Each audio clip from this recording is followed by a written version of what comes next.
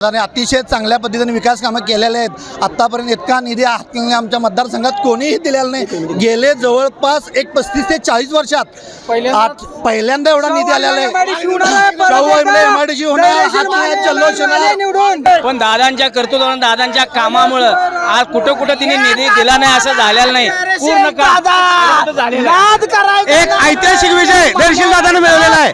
एवढे सगळे विरोधक असताना सुद्धा त्यांनी एवढ्या 38 लढतीमध्ये हा जो विजय मिळवला आहे। शाहवाडीत एमआयडीसी होणार म्हणजे होणार। धैर्यशील माने निवडून आलेले आहेत आणि युवांच्या हाताला रोजगार मिळणार आहे।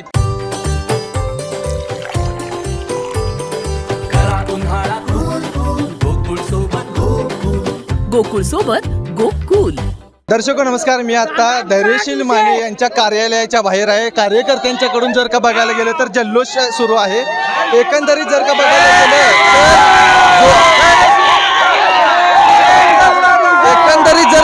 गेलं तर जोरदार वातावरण आणि कार्यकर्त्यांचा जल्लोष होता।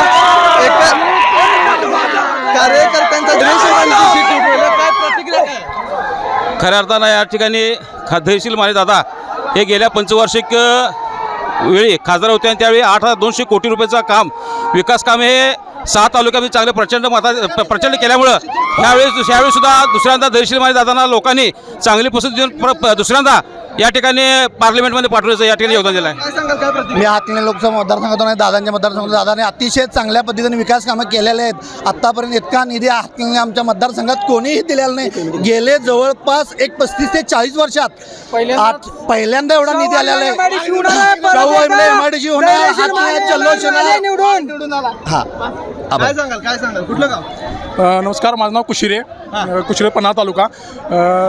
आज धैर्यशील मानेंचा माननीय नरेंद्र मोदींचा करिश्मा आणि आमदार विनोदरावजी गोरेंच्या जोडणा ह्या बघितल्या तर धैर्यशील मानेंचा विजय हा निश्चित मानला जातो। ह्या जोडण्या यशस्वी झाल्या आणि आम्ही सावकारांचे कार्यकर्ते, आम्ही सावकारांचे कार्यकर्ते, ही निवडणूक आम्ही आमच्या सावकारांच्या कार्यकर्ते ही धैर्यशील माने विरुद्ध सतीश आबाही नव्हतीच, ही सतीश पाटील विरुद्ध विनोदरावजी कोरे अशीच लढली आणि पूर्ण सावकारांच्या कार्यकर्त्यांनी ही सर्व जोडण्या आणि 50 शावड्या सर्व भागातल्या लोकांनी त्या लावल्या। सावकारांचा आदेश म्हणून आम्ही सामान्य कार्यकर्ते काम केलं। यशस्वी माने दादांना आमच्या शुभेच्छा।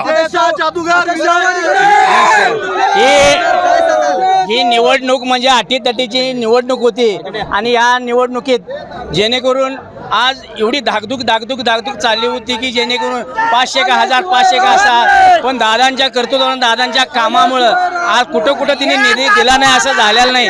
पूर्ण एक ऐतिहासिक विजय धैर्यशील दादाने मिळवलेला आहे। एवढे सगळे विरोधक असताना सुद्धा त्यांनी एवढ्या 38 लढतीमध्ये हा जो विजय मिळवला आहे ते आमच्या रुकडीवासियांच्या वतीनं सर्व शाहवाडीत एमआयडीसी होणार म्हणजे होणार। धैर्यशील माने निवडून आलेले आहेत आणि युवांच्या हाताला रोजगार मिळणार आहे। तर मी आता धैर्यशील माने यांच्या कार्यालयाच्या बाहेर आहे। या कार्यकर्त्यांचं एकंदरीत बघायला गेलो तर जल्लोष आणि धैर्यशील मानेंच्या विषयी असलेली त्यांची मतं यामधून व्यक्त केलेली आहेत। केके न्यूज चॅनलसाठी कॅमेरामॅन ओंकार पोद्दार, समी अभिजित, धन्यवाद। अशाच नवनवीन अपडेट पाहण्यासाठी आमच्या केके न्यूज चॅनेलला सबस्क्राईब करा।